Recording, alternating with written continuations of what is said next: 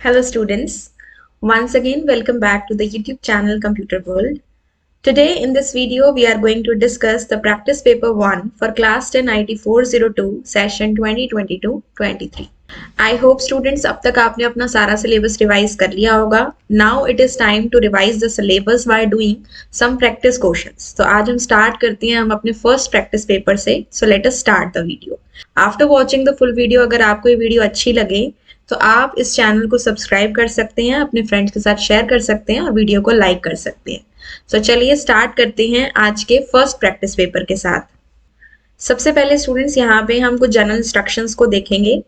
The first is please read the instructions carefully. This question paper consists of 21 questions in two sections, section A and section B. आपके IT 402 के paper में students total 21 questions होंगे जो कि divided हैं two sections में, section A and section B. Section A जो है वो आपका स्टूडेंट्स ऑब्जेक्टिव टाइप क्वेश्चंस का है एंड सेक्शन B आपका सब्जेक्टिव टाइप क्वेश्चंस का है, जिसमें 21 क्वेश्चन में से टोटल आपको 15 क्वेश्चंस को कवर अप करना है. यानी कि आउट ऑफ द 21 क्वेश्चंस आपको 15 क्वेश्चंस को आंसर करना है. ठीक है. And the time allotted will be maximum 2 hours in which you have to complete your paper. Now section A जो है स्टूडेंट्स वो ऑब्जेक्टिव टाइप का है and it consist of 24 marks and it has 5 questions. Marks allotted are mentioned against each section. हर 5 जो questions हैं उसमें कुछ पार्ट्स हैं जिसमें से इंटरनल चॉइसेस प्रोवाइड की गई हैं. Then section B is subjective type questions which is of 26 marks. It consists of total 16 questions जिसमें से आपको 10 questions को attempt करना है. ठीक है. तो 24 marks का students आपका रहेगा objective type questions and 26 marks आपके section B में रहेंगे of subjective type. So 24 plus 26. So 24 plus 26 total is 50. ठीक है. Now we move on to section A questions. The students, our first question is, a student completes his work only when his parents remind and drive him to do. The student is facing lack of. एक student अपना काम तभी complete करता है जब उसके parents उसे remind करते हैं और उसे पुश करते हैं काम को करने के लिए. तो स्टूडेंट किस चीज को लैक करता है? Self discipline, self awareness, self motivation और self regulation. So the correct answer of this question will be student self motivation. Because हमारे पास दो टाइप्स की मोटिवेशन होती है, इंटरनल और एक्सटर्नल, जिसे हम इंट्रिंसिक और एक्सट्रिंसिक भी बोल देते हैं.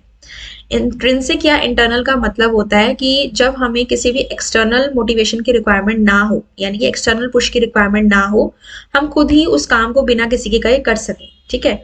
और एक्सटर्नल होती है कि हमें पता है कि कोई काम करने से हमें कोई अवार्ड मिलेगा या रिवॉर्ड मिलेगा, तो हम उस चीज से मोटिवेट होकर उस काम को कर रहे हैं. That is external motivation. ठीक है. बट जब किसी को कहना पड़ता है, किसी चीज के लिए पुश करना पड़ता है, तो उसके अंदर सेल्फ मोटिवेशन की कमी होती है. ठीक है. So the answer of this question will be self motivation. Self awareness इसलिए नहीं है क्योंकि उसका मतलब होता है कि हम अपनी स्ट्रेंथ और वीकनेस के बारे में जानते हैं, और सेल्फ रेगुलेशन का मतलब होता है कि हमें कंट्रोल करना आता है अपनी इमोशंस के ऊपर. ठीक है. तो वो भी इससे रिलेटेड नहीं हो सकता. एंड सेल्फ डिसिप्लिन हो गया कि हम अपने काम को टाइम से करते हैं या नहीं करते. ठीक है. तो according to this question our answer will be self motivation. Now the second question is, which of the following trap the small children into inappropriate relations. इनमें से क्या छोटे बच्चों को इनएप्रोप्रिएट रिलेशंस में ट्रैप कर देता है? ऑनलाइन प्रेडेटर्स, वॉर्म्स, मेंटल और social. So these two options are not related to this thing. बात करते हैं ऑनलाइन प्रेडेटर्स और वॉर्म की. तो ऑनलाइन प्रेडेटर्स क्या होते हैं? ऑनलाइन जो थ्रेट्स होती हैं, जैसे कि हमारे पास व्हाट्सएप के ऊपर या हमारे मेल के ऊपर कोई ऐसा लिंक आया, लिंक को ओपन करने पे कोई ऐसी गेम या हमें कुछ भी चीज दिखी जो हमें लगता है हमारे लिए बहुत सही है, लेकिन जब हम उसके ऊपर इन्फॉर्मेशन डालना शुरू करते हैं तो वो कहीं ना कहीं हमारी इन्फॉर्मेशन को लीक कर देता है. ठीक है. इसी तरह से फार्मिंग हो सकती है, फिशिंग हो सकती है. ये सब क्या करते हैं, या सोशल नेटवर्किंग साइट्स पे कुछ ऐसी इंफॉर्मेशन होती है जो छोटे बच्चों को, क्योंकि वो अवेयर नहीं होते, उनको ट्रैप कर सकती. So that comes under online predators. Worms are a type of virus. ये हमारे डेटा को डैमेज करता है. ठीक है. Now the third question is, from the following statements which one is not the positive impact of entrepreneurship on society. इनमें से कौन सी ऐसी स्टेटमेंट है जो एंटरप्रेन्योरशिप का सोसाइटी पे पॉजिटिव इम्पैक्ट नहीं है? तो एंटरप्रेन्योरशिप क्या होता है? किसी भी बिजनेस को सेटअप करना. ठीक है. एक प्रोसेस जिसमें हम बिजनेस को सेटअप करते हैं. स्टिमुलेट्स इनोवेशन एंड एफिशिएंसी, ये एक पॉजिटिव इम्पैक्ट है क्योंकि एंटरप्रेन्योरशिप के आने से क्रिएटिविटी आती है. किसी भी प्रोडक्ट की जो आउटपुट है वो बढ़ जाता है। Then creates jobs and employment opportunities, ये भी एक पॉजिटिव इम्पैक्ट है, किसी भी बिजनेस के स्टार्ट होने से जॉब एम्प्लॉयमेंट अपॉर्चुनिटीज होती हैं। Then third is solves the problem of the society. Of course जब भी एक बिजनेस सेटअप किया जाता है वो सोसाइटी की जो प्रॉब्लम होती है उसे सॉल्व भी करता है। And the last is discourages the welfare of the society, वो सोसाइटी के वेलफेयर को डिस्करेज करता है, यानी कि जो उसके बेनिफिट्स हैं सोसाइटी पे उसको आगे नहीं बढ़ने देता है। So that is a negative impact, ये नहीं होता है कभी भी एंटरप्रेन्योरशिप का positive impact. So this will be the correct answer. ठीक है, now we move on to the next question. The next question says Dash operating system is designed to give the instant response and minimize the execution time.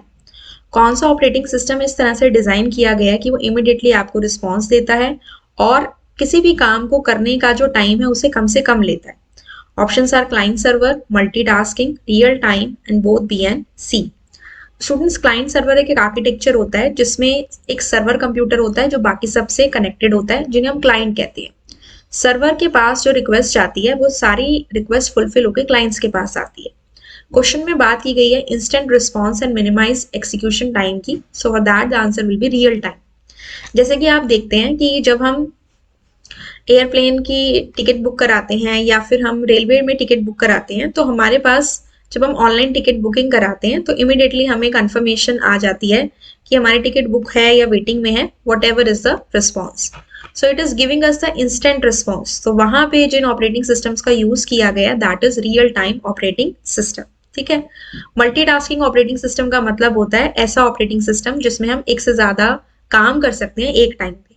जैसे I am working on a PDF and side by side मैंने कुछ songs को play कर दिया, तो वो एक से ज्यादा वर्क हो गया, that is multitasking operating system. लेकिन जब भी हम इंस्टेंट रिस्पॉन्स और मिनिमम एग्जीक्यूशन टाइम की बात करते हैं वहां पे preferable answer is real time operating system. कई बार 1 मार्क में आपसे इसकी फुल फॉर्म भी पूछ लेता है, what is the full form of RTOS। ठीक है, now question number 5, decision making function of entrepreneur includes hard work, risk bearing, utilization of financial resources और इनोवेटिव। एंटरप्रेन्योर का जो डिसीजन मेकिंग वर्क है, डिसीजन बनाना, उसके अंदर क्या क्या चीजें आती हैं?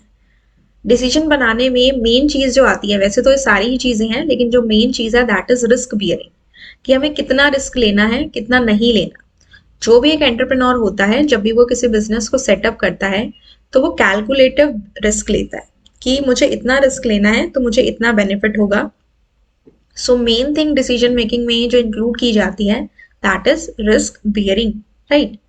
Now question number 6 is students may feel dash stress if they are unable to submit their assignment. अगर स्टूडेंट्स अपना असाइनमेंट सबमिट नहीं कर पाते हैं तो उनको किस टाइप का स्ट्रेस हो जाता है? Physical stress, mental, social. तो हमसे टाइप ऑफ स्ट्रेस पूछा है, so that is mental stress. ठीक है, देखिए यहाँ स्टूडेंट असाइनमेंट को सबमिट नहीं कर पा रहा तो कहीं ना कहीं ही और she will take tension, so that will lead to mental stress. Physical stress तब होता है जब बॉडी में कोई इंजरी होती है, ठीक है, और सोशल स्ट्रेस तब होता है जब हम सोसाइटी के नॉर्म्स के अकॉर्डिंग काम नहीं कर पाते, ठीक है। तो स्टूडेंट्स, ये जो आपने अभी 6 पार्ट्स देखे हैं फर्स्ट क्वेश्चन के, इस 6 क्वेश्चंस में से आपको 4 क्वेश्चंस अटेम्प्ट करने हैं और ये सारे जो हैं आपके, ये कहाँ से हैं? एम्प्लॉयबिलिटी स्किल्स में से आएंगे, that is your part A. ये जो आपके 6 MCQs आपसे पूछे गए हैं, आपको 4 अटेम्प्ट करने हैं, 1 mark each, they are from the employability skills, right. अब हम मूव करते हैं क्वेश्चन नंबर 2 पे। क्वेश्चन नंबर 2 में स्टूडेंट्स आपको 5 क्वेश्चंस को आंसर करना है out of the given 6 questions. अब क्वेश्चन नंबर 2 से लेके क्वेश्चन नंबर 5 तक आपके जितने भी क्वेश्चंस हैं, they are from part B subject specific skills and हर क्वेश्चन में टोटल 6 पार्ट्स हैं जिसमें से आपको 5 को अटेम्प्ट करना है एंड ईच कैरी 1 मार्क। ठीक है, स्टार्ट करते हैं।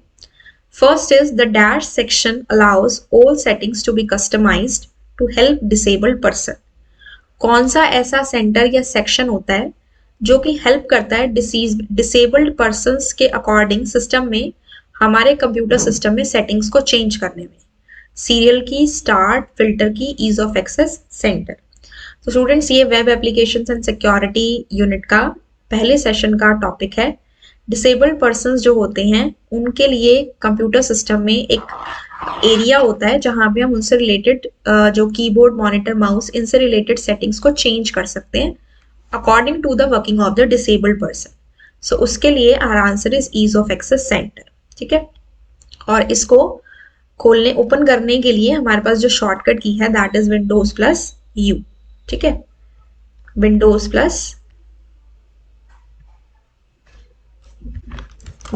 की plus u. Sometimes this question comes in 1 mark. ठीक है, now the next question is which of the following is not the main building block of a database? किसी भी database का जो मेन बिल्डिंग ब्लॉक नहीं है वो हमें बताना है। तो हमारे पास डेटाबेस के अंदर 4 ऑब्जेक्ट्स होते हैं, tables, queries, forms and reports. Basically जो हमारा डेटाबेस बनता है वो कहाँ से बनता है स्टूडेंट? टेबल से बनता है, क्योंकि टेबल के बेसिस पे ही हम फॉर्म्स, क्वेरीज और रिपोर्ट्स तीनों चीजें बना सकते हैं। तो क्वेश्चन पूछा गया कौन सा आपका मेन बिल्डिंग ब्लॉक नहीं है। ठीक है, तो list, queries, forms, reports, answer हमें सीधा सीधा पता लग रहा है, द आंसर इज लिस्ट। ठीक है, now third part, which of the following is not a component of open office suit? Open office suit का कंपोनेंट क्या नहीं है? Writer, impress, internet explorer, base. तो ओपन ऑफिस सूट में जो component नहीं है, ओपन ऑफिस सूट हमने पढ़ा है, उसमें हमने ओपन ऑफिस राइटर पढ़ा है, बेस भी पढ़ा है, इम्प्रेस हमने 9th क्लास में पढ़ा है और ओपन ऑफिस बेस हमने 10th क्लास में पढ़ा है। तो इंटरनेट एक्सप्लोरर जो है स्टूडेंट्स वो एक वेब ब्राउजर है, वो इसका पार्ट नहीं है। ठीक है, so this will be our correct answer. Now question number 4 is when you open a new spreadsheet, by default it has a sheet named dash which is managed using tabs at the bottom of the spreadsheet. जब भी आप एक नई spreadsheet open करते हैं तो by default इसकी sheet का क्या नेम होता है जिसको आप नीचे टैब से स्विच कर सकते हैं, मैनेज कर सकते हैं? तो इसके लिए हम चलते हैं अपने कैल्क पे, that is open office Calc. तो अगर आप इसकी विंडो को चेक करेंगे स्टूडेंट्स तो आप नीचे यहाँ पे देखेंगे टैब्स बने हुए हैं। इन टैब्स में शीट्स के नाम हैं एंड बाय डिफॉल्ट जो सबसे पहली शीट हमारी सेलेक्टेड होती है that is sheet 1। You can see here this is sheet 1, this is sheet 2, this is sheet 3। By default हमारे पास 3 शीट्स रहती हैं और जो सबसे पहली सेलेक्टेड होती है that is sheet 1 without any gap. ठीक है, so the answer will be sheet 1। Options हैं sheet 1, worksheet 1, untitled 1, new sheet. Answer will be sheet 1। ठीक है, now we move on to the fifth part. The corner handle resizes both dash and dash of the graphic. किसी भी picture के जो corner handles होते हैं वो किन दो चीजों को रिसाइज करते हैं? Resize means either they can increase the size और they can decrease the size of the given image. Contrast and brightness, width and height, length and width, none of these. तो पिक्चर से related जब भी हम corner के handles को move करते हैं तो उससे हमेशा जो चेंजेस होते हैं वो विड्थ और हाइट में होते हैं। जैसे कि अगर हम अपने राइटर पे जाएं और यहाँ पे हम अगर कोई पिक्चर को इंसर्ट करें and then we move on to the corner resizing handles. यहाँ से हम गए, चलिए यहाँ से हम टूल्स पे जाते हैं और गैलरी पे जाते हैं। तो गैलरी में से हम यहाँ से कोई भी पिक्चर चूज कर सकते हैं। Suppose if I take this picture. ठीक है, तो ये जो कॉर्नर के हैंडल्स हैं अगर मैं इसे मूव करती हूँ या इस पे क्लिक करके इसे ड्रैग करते हैं तो आप यहाँ देख सकते हो कि जो विड्थ है और हाइट है वो चेंज हो रही है। ठीक है, like this. Understood my point? So the answer will be width and height. Now six part is tuple in RDBMS is refer to dash of a table.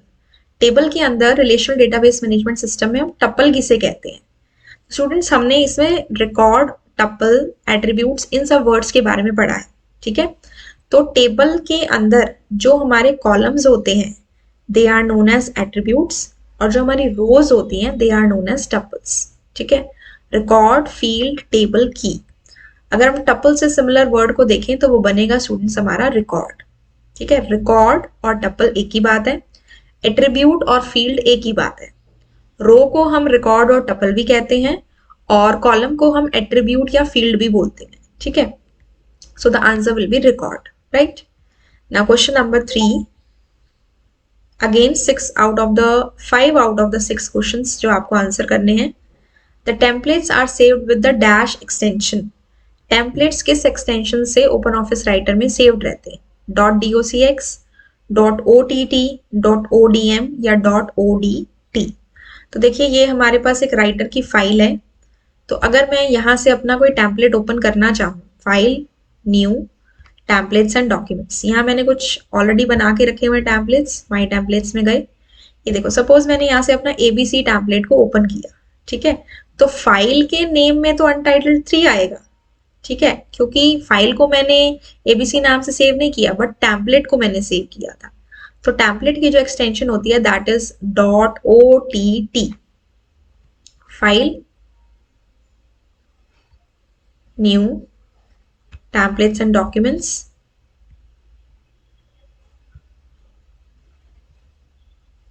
देखिए यहाँ पे टाइप आ रहा है ओपन डॉक्यूमेंट टेक्स्ट टेम्पलेट। तो open document से ओ लिया, text से T लिया और टेम्पलेट से अगेन टी लिया। सो OTT is the extension of the template, ठीक है। तो इस तरह से स्टूडेंट्स ये हमारा एक्सटेंशन होता है हमारे टेम्पलेट का। अगर हम राइटर की फाइल्स की बात करते हैं सो वो होता है ODT, which is shown here, but template की बात करें तो .OTT, ठीक है। That is open document text and this is open template text, open document template text, right? कई बार क्वेश्चन आपसे यहाँ पे ऐसा आएगा, कई बार क्वेश्चन आपसे स्टूडेंट्स वर्ड प्रोसेसर के लिए भी पूछ लेते हैं, ठीक है। तो ऑप्शन में कई बार आपको ये भी मिल सकता है .dot या फिर .dotx, ठीक है। अगर आपके पास ये ऑप्शन भी आ जाए और .ott भी आ जाए तो प्रेफरेबली आप .ott को करेंगे, बिकॉज सिलेबस के अकॉर्डिंग हम ओपन ऑफिस सॉफ्टवेयर के ऊपर काम कर रहे हैं। लेकिन अगर .ott नहीं आ रहा और .dot या .dotx आ रहा है ऑप्शन में, तो this is also correct, because जो हमारा माइक्रोसॉफ्ट वर्ड होता है उसके अंदर जब आप टेम्पलेट बनाते हैं तो उसमें उसका एक्सटेंशन ये रहता है, ठीक है। तो you have to see how the options have been given to you in the paper, right. Now second question is dash occurs when the same piece of data is duplicated multiple times. अगर हम एक ही data को बहुत ज्यादा बार repeat कर दें, duplicate कर दें, तो उससे क्या होता है? Data integrity, data inconsistency, data redundancy और बैकअप। तो इसके लिए हमारा करेक्ट ऑप्शन है स्टूडेंट्स डेटा रिडंडेंसी। रिडंडेंसी का मतलब होता है, मतलब ही होता है डुप्लीकेशन ऑफ डेटा। इंटीग्रिटी का मतलब होता है कि डेटा जो है वो एक तरह से एक जगह पे सेव्ड रहे।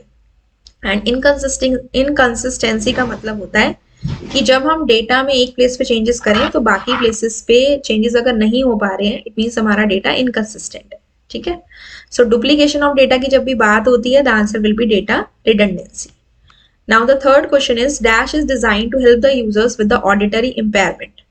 जिन पर्सन्स को ऑडिटरी इम्पेयरमेंट है, यानी कि हियरिंग प्रॉब्लम है, या तो वो प्रॉपर सुन नहीं पा रहे हैं या पार्शियल हियरिंग प्रॉब्लम है, तो उनके लिए क्या चीज डिजाइन की जाती है? साउंड सेंट्री, सीरियल की, हाई कंट्रास्ट, शो साउंड्स, ठीक है।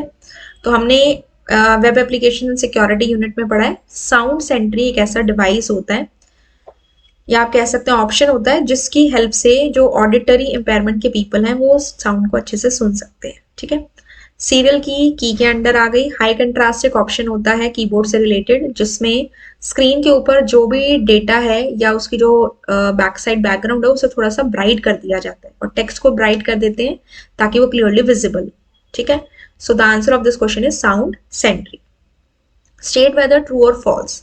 Transparency effects help us to create the watermark. Transparency की हेल्प से वाटरमार्क को क्रिएट कर सकते हैं, इट इज ट्रू। बिकॉज जब हम कोई भी इमेज लेते हैं तो जितनी हम ट्रांसपेरेंसी लेवल बढ़ाते जाते हैं उतना जो हमारा इमेज का जो फेडिंग है वो ज्यादा होता जाता है और वो वाटरमार्क की तरह बन जाता है, ठीक है।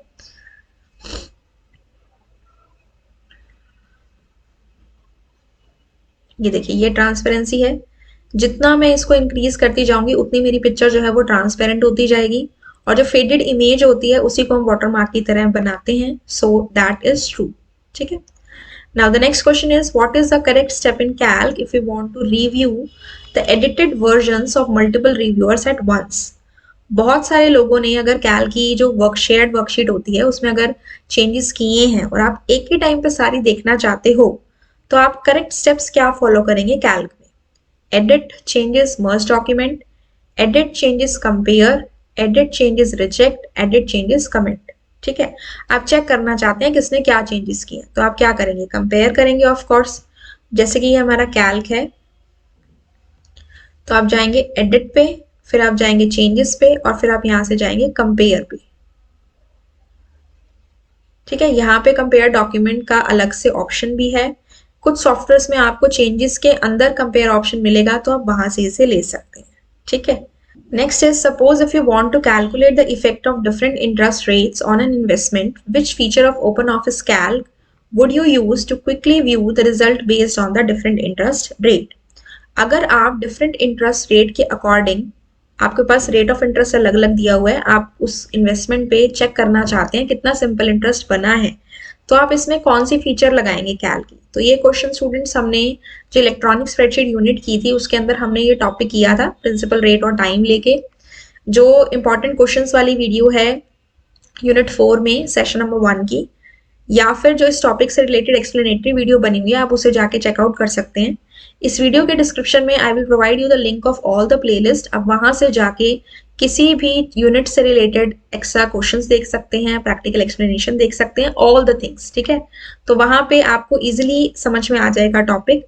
डिफरेंट इंटरेस्ट रेट पे, यानी कि डिफरेंट रेट ऑफ इंटरेस्ट है, means we are having different input. ठीक है, उससे हम अलग अलग आउटपुट निकाल रहे हैं, लेकिन एक टाइम पे एक कर रहे हैं, सो दैट इज सिनेरियो। ठीक है, गोल सीक सिनेरियो सोल्वर सब टोटल, उसके अकॉर्डिंग हमारा आंसर बनेगा students scenario, right. Next is identify the website that offers online blog service. Online blog service आपसे पूछा जा रहा है, कौन सा ऐसी वेबसाइट है जो ऑनलाइन ब्लॉग सर्विस हमें प्रोवाइड करती है। BlogDesk, Qumana, WordPress, both A and B. तो हमने स्टूडेंट्स चैप्टर यूनिट 4 के ब्लॉग वाले टॉपिक में पढ़ा है, हमारे पास दो तरह के ब्लॉग एडिटर्स होते हैं, ऑफलाइन एंड ऑनलाइन। ठीक है, तो ये जो ब्लॉगडेस्क और कुमाना है ये हमारे ऑफलाइन ब्लॉग एडिटर्स हैं। अगर हमारे पास इंटरनेट की कनेक्टिविटी अवेलेबल नहीं है तो इनके ऊपर हम काम कर सकते हैं, later on we can publish our blog. But जो ऑनलाइन ब्लॉग सर्विस है दैट इज वर्डप्रेस। ठीक है, इसके अलावा हमारे पास ब्लॉग है। ठीक है, different different online blog service के वेबसाइट्स और भी हैं। Now question number 2nd of 4th part is, in which field can you change the title of the TOC? TOC stands for Table of Contents. आप कौन सी field में table of content के title को change कर सकते हैं। So that is title, outline, character style और title and outline. Of course जब हमें टाइटल को चेंज करने के लिए पूछा जा रहा है that will be title only. ठीक है, यहाँ पे देखिए ओपन ऑफिस राइटर में इंसर्ट में जाके आपके पास यहाँ पे ऑप्शन आता है इंडेक्सेस एंड टेबल्स। यहाँ पे हाईलाइटेड नहीं है बिकॉज मैंने यहाँ पे कुछ भी कंटेंट नहीं लिखा है। ठीक है, अगर मैं यहाँ पे कुछ भी कंटेंट लिखती हूँ, insert indexes and tables, indexes and tables. ठीक है, तो जब आप इसमें जाते हैं आपके सामने जो डायलॉग बॉक्स ओपन होता है, इसका जो टाइटल देना है तो आप यहीं पे प्रोवाइड करते हैं। बाय डिफॉल्ट इसका टाइटल आता है टेबल ऑफ कंटेंट्स। अगर आप इसमें चेंज करना चाहते हैं तो आप चेंज कर सकते हैं। ठीक है, now Kalpesh wants to store, third part, Kalpesh wants to store city names in one of the fields for his table in database. Which of the following data types will be useful for him? क्या store करना है student, city का नाम store करना है। ठीक है, table के अंदर सिटी का नाम स्टोर करना है, तो कौन सा डेटा टाइप सुटेबल होगा। अब आपने बस ये देखना है कि जिस भी फील्ड में डेटा स्टोर किया जा रहा है वो किस टाइप का है, क्या वो न्यूमेरिकल डेटा है या वो अल्फा न्यूमेरिक डेटा है या अल्फाबेटिकल डेटा है। ठीक है, अब सिटी नेम हमें नाम से ही पता लग रहा है, नेम है तो इट मीन्स वो अल्फाबेटिकल डेटा होगा। एंड वी नो कि अल्फाबेटिक डेटा के लिए हमारे पास जो डेटा टाइप होते हैं दैट इज कैर एंड वैर कैर। ठीक है, ऑप्शन है बुलियन, इंटीजर, वैर कैर, बाइनरी। तो बुलियन हो गया यस और नो के लिए, 0 और 1 के लिए, इंटीजर हो गया नंबर्स के लिए, वैर कैर हो गया हमारा टेक्स्ट के लिए that is alphabetic data, and binary हो गया हमारा ऑडियो वीडियो फाइल्स के लिए। ठीक है, तो इस केस में my correct answer will B वैर कैर। कैर और वैर कैर दोनों इसके आंसर हो सकते हैं। Next is 4th part, which of the following is not a correct way to reduce stress.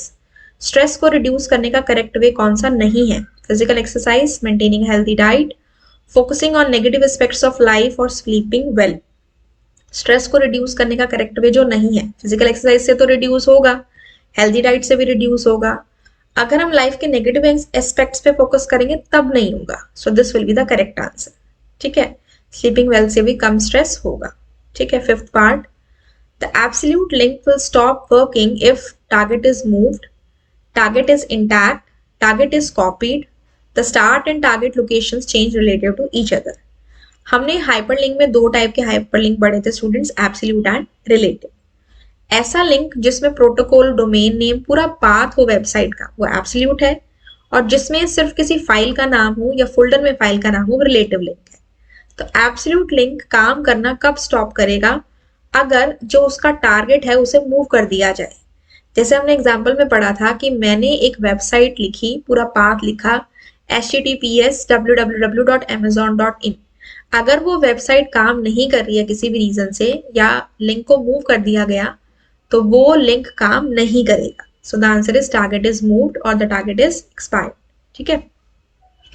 Now question number 6, macros are especially useful to dash a task. Macros की help से हम किसी भी टास्क को क्या कर पाते हैं? Do, complicate, repeat, simplify. Macros का टॉपिक हमने रिसेंटली ही पढ़ा है, इलेक्ट्रॉनिक स्प्रेडशीट के जो इंपॉर्टेंट क्वेश्चन आंसर्स थे. Macros are basically used to repeat a task. सबसे मेन चीज जो मैक्रोस की होती है वो यही होती है कि वो हमारा टाइम सेव करता है, क्योंकि वो टास्क को रिपीट कर देता है. ठीक है. Now we move on to the next question, question number 5. Identify the mode where we can modify the structure of the table. कौन से मोड में हम टेबल के स्ट्रक्चर को मॉडिफाई कर सकते हैं? डेटाबेस में स्टूडेंट्स आपके पास बनाने के जो मेथड्स होते हैं वो डिफरेंट होते हैं. टेबल, फॉर्म, क्वेरी, रिपोर्ट को. यहाँ से हम ओपन ऑफिस बेस को ओपन करते हैं. तो डिजाइन व्यू से हम टेबल बना सकते हैं. डिजाइन व्यू से हम डिफरेंट डेटाबेस ऑब्जेक्ट्स को बना सकते हैं.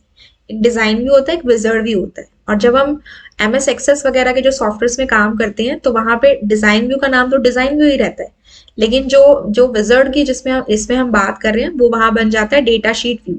ठीक है. तो हमें टेबल के स्ट्रक्चर को मॉडिफाई करना है. तो स्ट्रक्चर को मॉडिफाई करना है, इट मीन्स हमें उसके फील्ड सेट करने हैं, क्या क्या कॉलम लेने हैं, हमें उसके डेटा टाइप को सेट करना है. तो वो मॉडिफिकेशन हम कहाँ कर सकते हैं? Data sheet view, design view, structure view, all of the above. तो वो जो मॉडिफिकेशन है वो हमेशा कहाँ होंगे? डिजाइन व्यू में. ठीक है. लेकिन अगर टेबल के अंदर जो डेटा है, जैसे मैंने role number, name, class, section, 4 columns लिए, और मैं किसी स्टूडेंट के रोल नंबर को चेंज करना चाह रही हूँ या नेम को चेंज करना चाह रही हूँ, तो उस केस में जो भी अंदर टेबल के अंदर जो चेंजेस होंगे वो होंगे डेटा शीट व्यू के थ्रू. लेकिन अगर मैं किसी कॉलम के नाम को चेंज करना चाह रही हूँ, उसके डेटा टाइप को चेंज करना चाह रही हूँ, तो वो डिजाइन व्यू के थ्रू चेंजेस होंगे. ठीक है. So the correct answer will B design view. Right. तो ये स्टूडेंट्स हमारे डेटाबेस की विंडो है. यहाँ पे आपको दिख रहा है design view, wizard and create view. ठीक है. तो डिजाइन व्यू में जब भी हम जाते हैं तो यहाँ से हम अपने फील्ड नेम और टाइप को चेंज कर सकते हैं. राइट. नेक्स्ट हमारा है students question number 2 of 5th part. WAN stands for. Question number 2 says WAN stands for dash wide area network, wirelessly available network, wired area network और wide access network. So WAN की full form होती है students wide area network. Right. Third is dash analysis in spreadsheet is used to make changes in the cell values to see how these changes affect the outcome of formulas in a cell. कौन से analysis से, spreadsheet में हम कौन से analysis से ये check करते हैं कि जो भी हम सेल वैल्यूज में चेंजेस कर रहे हैं, मींस इनपुट में चेंजेस कर रहे हैं, तो कैसे वो हमारे आउटकम को अफेक्ट कर रहा है. इनपुट से कैसे आउटपुट को अफेक्ट कर रहा है, या फिर कैसे हमारे आउटपुट से इनपुट को अफेक्ट कर रहा है. तो उसके लिए हमारे पास ऑप्शन है formula, what if, decision and computing. तो हमने इलेक्ट्रॉनिक स्प्रेडशीट यूनिट में पढ़ा है. इस टाइप के कंपैरिजन के लिए या इफेक्ट ऑफ आउटकम को चेक करने के लिए हमारे पास कौन सा एनालिसिस होता है? What if analysis. इसके हमारे पास 3 टूल्स होते हैं students, goal seek, solver and scenario. Right. Then next है dash store the data in multiple tables which is suitable to large amount of data. Multiple tables, बहुत सारे टेबल्स में data को कौन स्टोर करता है ताकि हमारा डेटा, बहुत सारा डेटा स्टोर हो सके टेबल की फॉर्म में? Flat file, relational, mini file, single file. तो बहुत सारे टेबल्स में डेटा को स्टोर करने का काम करता है RDBMS, that is relational database management system. इसके लिए जो एग्जांपल्स हैं आपके कौन कौन से हो सकते हैं, जैसे कि ओपन ऑफिस बेस है जो अभी हमने देखा, MySQL है वो हो सकता है, और फ्लैट फाइल जो होता है उसके अंदर सिर्फ एक टेबल होती है, फॉर एग्जाम्पल MS एक्सेल. ठीक है. लेकिन बहुत सारा डेटा, जब बहुत सारे टेबल्स में डेटा को स्टोर करना हो तो we have RDBMS, Relational Database Management System, right? Then fifth part is in a word processor by default evaluates dash levels of headings when it builds the table of content. जब भी table of content बनाया जाता है तो maximum ये कितने level तक heading को इवेल्युएट कर सकता है, यानी कि मैक्सिमम आप कितनी हेडिंग्स क्रिएट कर सकते हैं. तो ये जो है हमारा this is our open office writer. ठीक है, अगर मैं इसमें बात करूं लेवल्स की तो यहाँ पे आपके पास आ रहा है इवेल्युएट अप टू लेवल. देखिए अगर मैं 10 के अप एरो पे क्लिक कर रही हूँ तो नहीं आ रहा, बट डाउन एरो पे करने पे I am getting it till 1. तो मैक्सिमम जो लेवल्स को ये एक्सेस कर सकता है या इवेल्युएट कर सकता है दैट इज 10. ठीक है, so the answer will B 10. 3, 10, 7, 12 answer will B 10. Now sixth part says in dash networks all computers have an equal status and each terminal has an equally competent CPU. कौन से network में हर computer का equal status है, यानी कि हर computer किसी को data दे भी सकता है and it can receive the data from other node also. So इसके लिए हमारे पास दो टाइप ऑफ कंप्यूटर के आर्किटेक्चर होते हैं, एक होता है क्लाइंट सर्वर और एक होता है पीयर टू पीयर. ऑप्शंस है मैन, वैन, client server and peer to peer that is P2P. तो जहां पे सभी नोड्स क्या होती हैं, जो नेटवर्क के अंदर कंप्यूटर्स कनेक्टेड होते हैं उन्हें हम नोड्स या वर्क स्टेशंस कहते हैं. ठीक है, तो जहां पे सब कंप्यूटर्स का अपना इक्वल स्टेटस होता है वो होता है P2P, पीयर टू पीयर. और क्लाइंट सर्वर में मेन हेड सर्वर होता है, बाकी सब उसके क्लाइंट्स होते हैं. तो यहाँ पे मेन काम सर्वर का है, बाकी सर्वर का काम है उनकी रिक्वेस्ट को फुलफिल करना, क्लाइंट का काम है रिक्वेस्ट को सेंड करना. ठीक है, according to this question the answer will be peer to peer. अब हम बात करते हैं सेक्शन बी पे सब्जेक्टिव टाइप क्वेश्चंस. फर्स्ट जो आपके पास 5 क्वेश्चंस आएंगे स्टूडेंट्स, ये एम्प्लॉयबिलिटी स्किल्स पे बेस्ड होंगे, आपकी बुक का पार्ट ए, जिसमें से आपको एनी 3 आंसर करने हैं इन 20 to 30 वर्ड्स ईच. ठीक है, there are 2 marks each, 3 question, so total 6 marks. Question number 6, ऊपर 5 क्वेश्चन हम कर चुके हैं. 6 कहता है state any 2 qualities required for working independently. Independently work करने के लिए आपको यानी 2 क्वालिटीज बतानी है. ठीक है, इसमें स्टेट लिखा हुआ है, 2 मार्क्स का क्वेश्चन है, तो आप इसमें 2 क्वालिटीज का नाम लिख के आपको उसे एक्सप्लेन करना है. ठीक है, तो इंडिपेंडेंटली काम करने के लिए जो हमारी क्वालिटीज जो हमें चाहिए वो मेन 3 है, self motivation, self regulation and self awareness. आप इन तीनों में से किसी भी 2 को एक्सप्लेन कर सकते हो. देखिए सेल्फ अवेयरनेस, यहाँ पे हमारे पास सेल्फ अवेयरनेस का मतलब होता है कि अपनी वीकनेस और स्ट्रेंथ के बारे में हमें नॉलेज हो, हमें पता होना कि हमारी एबिलिटी क्या है, जो हमारी वीकनेस है हम उस पर इम्प्रूव कर सकते हैं और जो हमारी स्ट्रेंथ है उसे हम एक फोकस्ड वे में यूज करके अपने गोल को अचीव कर सकते हैं. ठीक है, तो इस तरह से हम इंडिपेंडेंटली वर्क कर सकते हैं. दूसरा है हमारा student self motivation. Self motivation का मतलब है कि हम अंदर से खुद से ये चाहते हैं कि we want to achieve something in the life. कोई हमें कह नहीं रहा है कोई किसी काम को करने के लिए, but we ourselves want to do something in our life, so that is self motivation. ठीक है, achieve the goals without any external pressure और अवार्ड और एप्रिसिएशन. ठीक है, तीसरा होता है सेल्फ रेगुलेशन. रेगुलेशन का मतलब होता है रेगुलेट करना. किसको रेगुलेट करना? रेगुलेट मतलब कंट्रोल करना. किसको करना? अपने इमोशंस को करना. बहुत ज्यादा हैप्पी है तो हैप्पीनेस है तो बहुत ज्यादा हैप्पी ना हो जाए, फ्रस्ट्रेटेड है तो बहुत ज्यादा उस इमोशन में ना चले जाए. यानी कि हमें अपने इमोशंस को कंट्रोल रखना है और accordingly we have to behave. ठीक है, it leads to a responsible and value driven behaviour and it teaches self control and well directed efforts to reach the goal. जब हम सेल्फ रेगुलेटेड होते हैं तो हमारा खुद पे कंट्रोल होता है, हम एक फोकस्ड वे में तरीके से काम करते हैं और हम अपने गोल की तरफ एफर्ट्स लगा के उसको अचीव कर सकते हैं. So these are the 3 points: self-awareness, self-motivation, self-regulation. These points help us to work independently. You can say these are the qualities. ठीक है, you can write any 2 qualities, each will carry 1 mark. ठीक है, next question. Question number 7 is write any 4 functions of the operating system. Operating system के कोई भी 4 functions के बारे में बताना है. तो ऑपरेटिंग सिस्टम का काम क्या होता है? मेमोरी मैनेजमेंट करना, डिवाइस मैनेजमेंट करना, फाइल मैनेजमेंट करना, बहुत सारे वर्क होते हैं. तो इसमें से आपको कोई भी 4 फंक्शंस को एक्सप्लेन करना है. यहाँ पे स्टूडेंट्स जैसे आंसर पॉइंट्स में लिखा हुआ है आप इनको पॉइंट्स में लिखो, बट बेटर होगा कि आप साथ में एक हेडिंग दें, जैसे कि it manages all the devices of the computer and keeps track of the status of the device. कि कौन सा डिवाइस बिजी है, कौन सा डिवाइस फ्री है, सारे डिवाइसेस को मैनेज करना. तो इसके लिए हमारी हेडिंग क्या बन सकती है? Device management. ठीक है, हम क्या कह सकते हैं, डिवाइस मैनेजमेंट। ठीक है, देन हमारा नेक्स्ट है, it also checks whether the device is functioning properly और नॉट। ये भी किस में आ गया, डिवाइस मैनेजमेंट पे, कीबोर्ड माउस प्रिंटर ठीक से वर्क कर रहे हैं या नहीं कर रहे। Then it controls the software resources of the computer, ये हो गया हमारा management, software management. It manages the computer memory and keeps track of which memory space is in use by which program and which space is free. Computer की memory को manage करता है operating system, check करता है कितना memory space free है, कितना field है, तो वो क्या हो गया, memory management. It manages the structure of the files and directories, जितनी भी फाइल्स हैं, फोल्डर्स हैं, सबको मैनेज करता है, तो वो किस में आ गया, file management. It keeps track of the amount of disc space used by the specific file, किसी पर्टिकुलर फाइल ने कितना स्पेस लिया है मेमोरी में, उसको मैनेज करता है। तो ये पॉइंट अगेन आपका इसी में आ जाएगा, that is your memory management वाले पार्ट में। ठीक है, then it allows you to create, copy, move and delete the files, ये हमारा फाइल से रिलेटेड हो गया, तो ये इसमें आ जाएगा। तो ये हमारे डिफरेंट डिफरेंट फंक्शंस है, डिवाइस को मैनेज करता है, मेमोरी को मैनेज करता है, फाइल मैनेजमेंट हो गया, और इसमें आप सिक्योरिटी भी लिख सकते हो कि आप अपने सिस्टम के ऊपर सिक्योरिटी लगा सकते हैं, पासवर्ड सेट कर सकते हो। सो that is also the function of the operating system.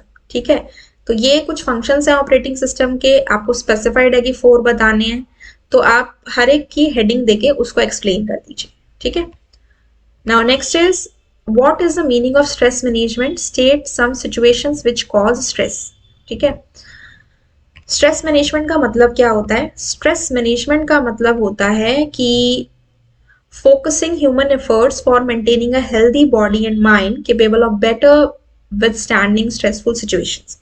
Stress management का मतलब स्ट्रेस को मैनेज करना, हम अपनी तरफ से कुछ ऐसे एफर्ट्स लगाएं जिससे हमारा माइंड और बॉडी दोनों हेल्दी रहें और हम स्ट्रेसफुल सिचुएशन से इजीली डील कर सकें, that is known as stress management. Stress management की बहुत सारी टेक्निक्स हो सकती हैं, जैसे कि अगर किसी पर्सन को स्ट्रेस है तो वो योगा कर सकता है, मेडिटेशन कर सकता है, फिजिकल एक्सरसाइज कर सकता है या नेचर वॉक्स पे जा सकता है, ताकि वो अपने स्ट्रेस को रिड्यूस कर सके और धीरे धीरे उसे खत्म कर सके।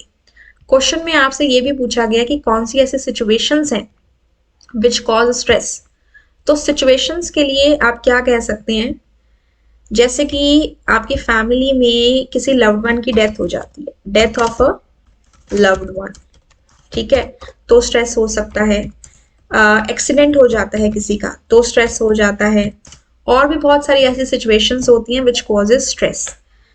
ठीक है, तो इस तरह से कुछ सिचुएशंस हो सकती हैं which can cause stress in our life. ठीक है, देन नेक्स्ट है, हाँ, जॉब से रिलेटेड भी स्ट्रेस हो सकता है, प्रेशर एट जॉब हो सकता है। ठीक है, these all types. Then explain cookies and firewall, what are cookies and firewall, ये हमें एक्सप्लेन करना है। तो स्टूडेंट्स देखिए, कुकीज और फायरवॉल की अगर हम बात करें तो फायरवॉल क्या है, firewall can be a hardware, firewall can be a software. ये एक प्रोग्रामेबल डिवाइस भी हो सकता है या एक सॉफ्टवेयर भी हो सकता है, जो कि आपके सिस्टम के ऊपर आने वाले जो डाउनलोडेड हो रही हैं चीजें या आपके सिस्टम से जो अपलोडिंग हो रही है उसको मॉनिटर करता है कि कौन सा ट्रैफिक आ रहा है, कौन सा ट्रैफिक जा रहा है, उसको मॉनिटर करता है। अब उसको पता है कि कौन से डेटा को अलाउ करना है, किसको अलाउ नहीं करना। तो अगर आपके पास कोई ऐसा डेटा आ रहा है जो करप्टेड है या जो फाइल आपके सिस्टम में परमिटेड नहीं है, तो वो आपसे परमिशन लेगा कि आपको ये फाइल डाउनलोड करनी है या नहीं करनी। एक तरह से ये कंट्रोल कर रहा है आपके जो इनकमिंग और आउटगोइंग ट्रैफिक है उसको। ठीक है, it is a barrier between the trusted internal network and the external network. System के ऊपर जो डेटा है वो इंटरनल नेटवर्क हो गया, और इंटरनेट से जो आप डाउनलोड करके ला रहे हैं वो एक्सटर्नल नेटवर्क हो गया। तो दोनों के बीच में जो एक बैरियर, रुकावट, ऑब्स्टेकल का काम कर रहा है वो आपका फायरवॉल है। ठीक है, चेक कर रहा है डेटा कहाँ से आ रहा है, उसको जाना चाहिए नहीं जाना चाहिए, डेटा को आना चाहिए नहीं आना चाहिए, अलाउ करना है आपके सिस्टम पे आने पे या नहीं, दैट इज फायरवॉल। ठीक है, तो अनवांटेड ट्रैफिक को जो रेगुलेट करता है वो आपका फायरवॉल है। ठीक है, वो हार्डवेयर भी हो सकता है, वो सॉफ्टवेयर भी हो सकता है।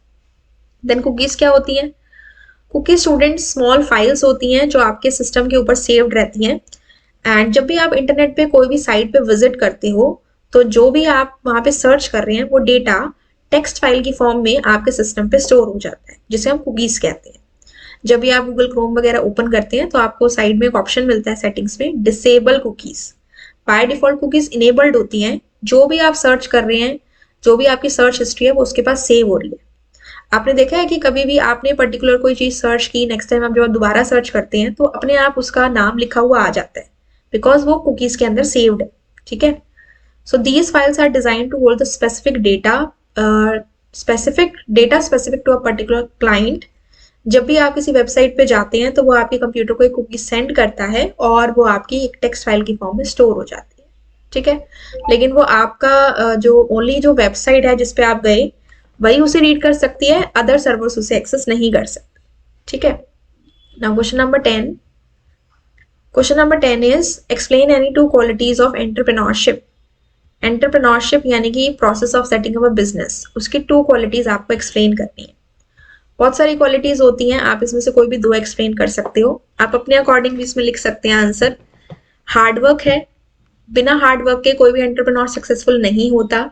आपको वीक में 60 to 90 आवर्स काम करना पड़ता है, आपको लगना पड़ता है उस काम के पीछे, then only you can succeed. ठीक है, सेकेंड पॉइंट है ऑप्टिमिज्म। ऑप्टिमिज्म का मतलब होता है कि अगर हमारे सामने बिजनेस के अंदर कोई रिस्क सिचुएशन आ जाए या फेलियर भी आ जाए, तब भी हम पॉजिटिव हैं कि हम उस काम को दोबारा से करें। That is known as optimism, कि we should not be afraid of the adverse situation. कोई भी प्रॉब्लमेटिक सिचुएशन आ जाए तो हमें उसमें डरना नहीं है, courageously we have to face that. ठीक है, थर्ड होता है इंडिपेंडेंस। किसी भी बिजनेस के प्रोसेस में जो एंटरप्रेन्योर्स होते हैं वो कॉन्फिडेंट होते हैं, उनको होना भी चाहिए ताकि वो पर्टिकुलर केस में कोई डिसीजन ले सके। एंड इंडिपेंडेंस एक इसलिए भी फैक्टर होता है बिकॉज जो बिजनेस पर्सन होते हैं वो किसी के अंडर काम नहीं करते, they are their own boss. ठीक है, तो उनके अंदर काम करने की क्वालिटी होती है independently, right. Then energetic, business में जो पर्सन्स होते हैं उनके अंदर एनर्जी होनी चाहिए। दीज आर द क्वालिटीज, कि एक जो एनर्जेटिक पर्सन होता है वो काम को बहुत एक्टिवली कर सकता है।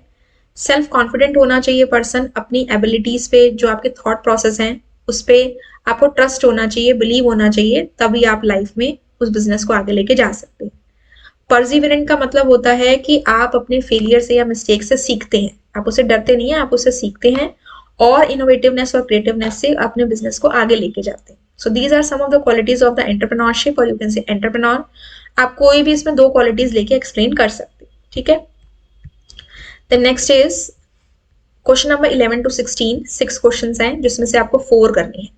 अब ये आपके सब्जेक्ट स्पेसिफिक स्किल्स पे बेस्ड है, 2 मार्क्स के क्वेश्चन है, 4 आपको अटेम्प्ट करने हैं। ठीक है, okay, the first question is what is the difference between predefined templates and custom templates? Students, predefined templates, predefined पहले से बने हुए, and custom templates means जो हमने बनाए। तो वर्ड प्रोसेसर, हमारे पास जो वर्ड प्रोसेसर है ओपन ऑफिस का, that is open office writer. इसमें जो हम टेम्पलेट्स बनाते हैं स्टूडेंट्स वो कस्टम टेम्पलेट्स होते हैं, और जो पहले से इसमें टेम्पलेट्स बने हुए हैं वो प्रीडिफाइंड टेम्पलेट्स होते हैं। ठीक है, तो इस तरह से हमें आंसर को फॉर्म करना है। सबसे पहले हम इसमें बता सकते हैं कि टेम्पलेट क्या होता है। टेम्पलेट इज अ मॉडल और यू कैन से अ सैंपल, जिसकी हेल्प से हम दूसरे डॉक्यूमेंट्स को क्रिएट करते हैं।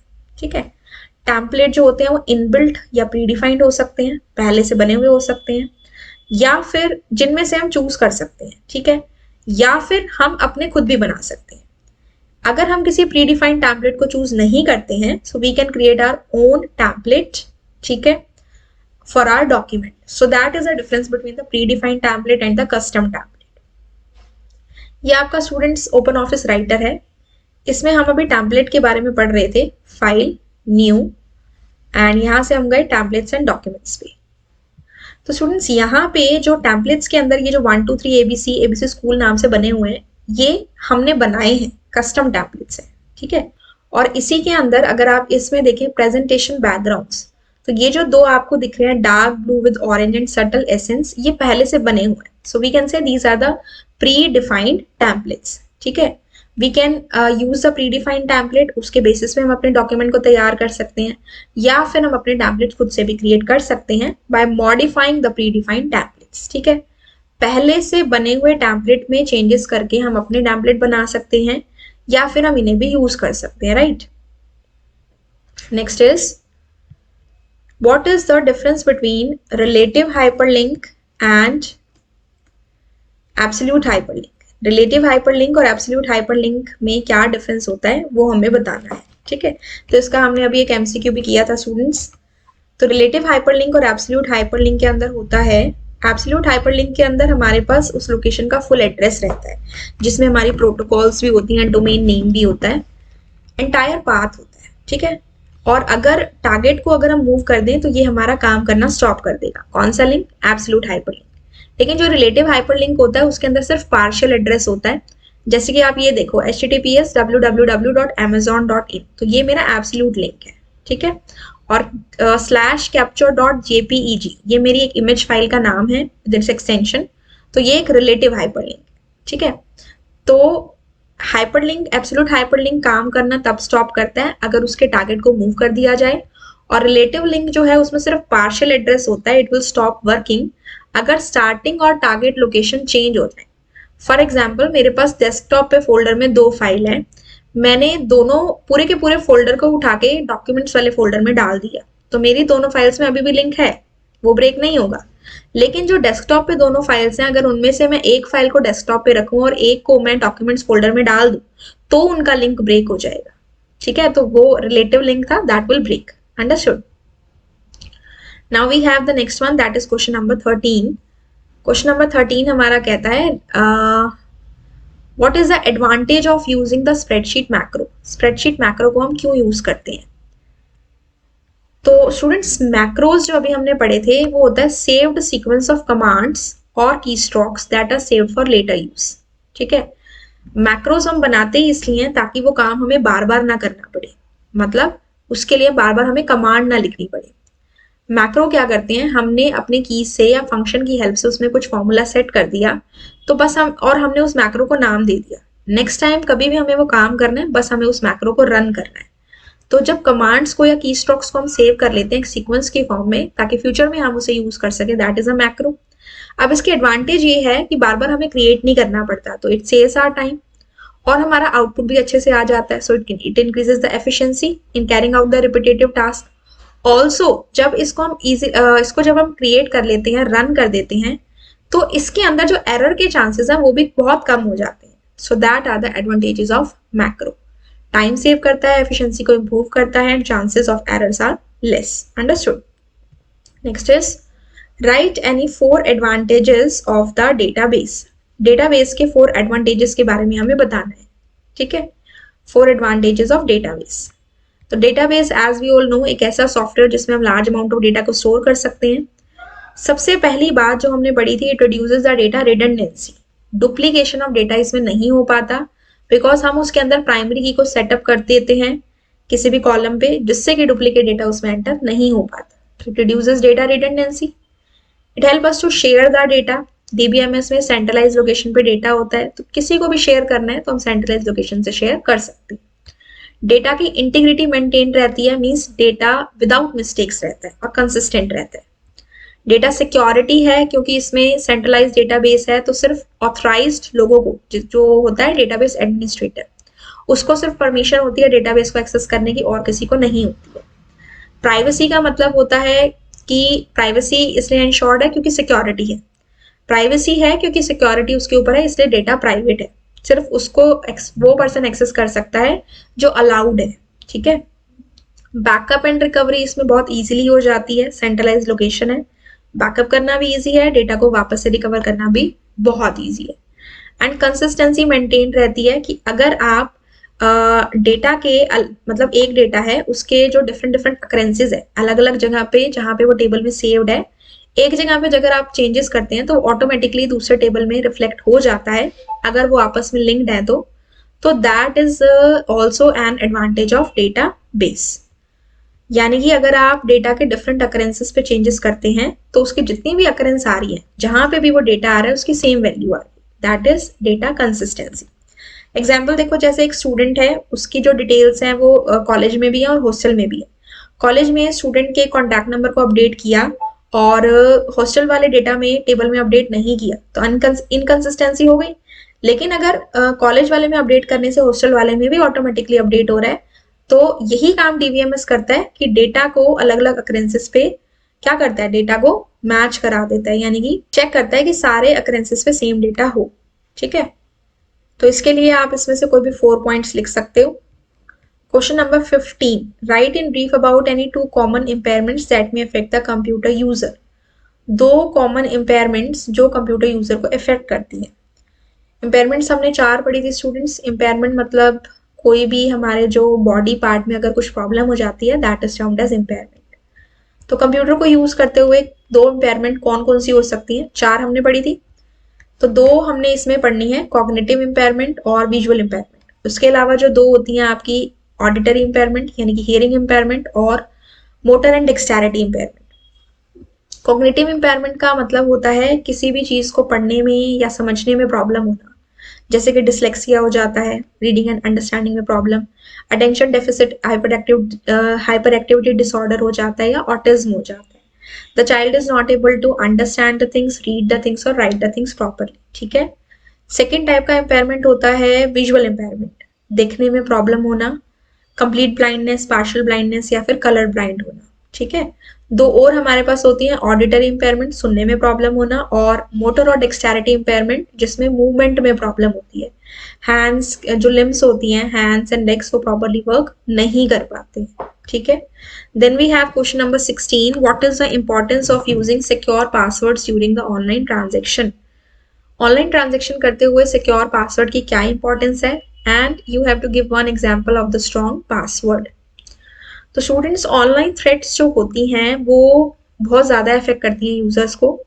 एक स्ट्रॉन्ग पासवर्ड का होना इसलिए भी ज़रूरी है ताकि कोई भी हमारे अकाउंट में लॉग इन ना कर पाए और हमारी जो अकाउंट की डिटेल्स हैं, हमारा जो डेटा है हमारे मेल में या हमारे सिस्टम में या किसी भी वेबसाइट पे, वो किसी भी थर्ड पार्टी से सिक्योर रहे। ठीक है। So we can reduce this risk by using the strong passwords. Passwords हमारे एटलीस्ट 8 डिजिट्स का, 8 कैरेक्टर्स का होना चाहिए, जिसमें डिजिट्स भी हो सकते हैं और अल्फा न्यूमेरिक कैरेक्टर्स भी हो सकते हैं, that is alphabets, numbers and special symbols. और हमेशा आप पासवर्ड रखें तो ऐसा रखें जो इजीली गेसेबल ना हो, कोई भी इजीली क्रैक ना कर पाए।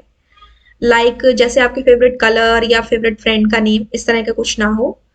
एक अच्छा स्ट्रॉन्ग पासवर्ड आप इस तरह से बना सकते हैं। आप इसमें कैरेक्टर्स, दैट इज अल्फाबेट्स को यूज कर सकते हो, स्पेशल सिंबल लाइक @#, ये यूज कर सकते हो, नंबर्स यूज कर सकते हो इस तरह से, like rocks @12 exclamation sign.